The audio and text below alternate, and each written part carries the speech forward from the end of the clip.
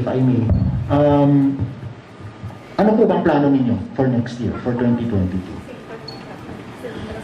Bali, mahirap magplano in advance. No? Ngayon, ang plano natin ay umiikot tayo dahil tumutulong tayo sa tao.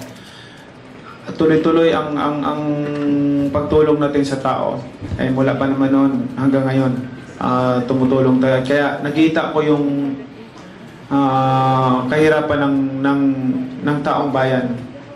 Sa aking pag-ikot, alam nyo, kung kasama ko lang sana kayo, makikita ninyo kung paano nagugutom yung sambayan ng Pilipino, paano nagugutom yung mga kababayan natin na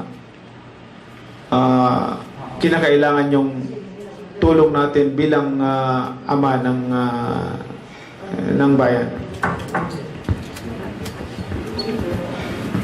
Sir, good morning po. May Ann from Net 25, sir. Sir, yung pag-iikot niyo po ba, hindi po ba nakakahulugan na kinukuha niyo po yung pulso ng mga kababayan natin?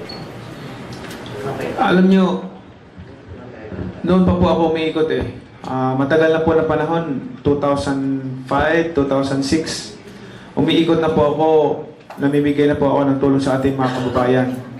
Eh, pumasok ko sa politika, 2010 na eh. So, hanggang ngayon, yun ang ginagawa natin, tumutulong tayo sa mga pamilya na nagugutom at nahihirapan sa abot ng ating makakaya na pinaghihirapan din natin.